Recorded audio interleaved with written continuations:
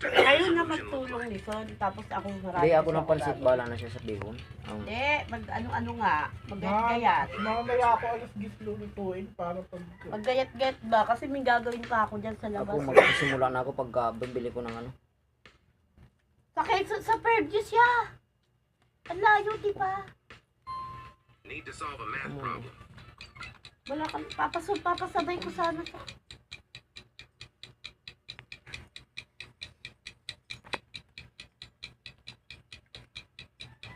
Yan.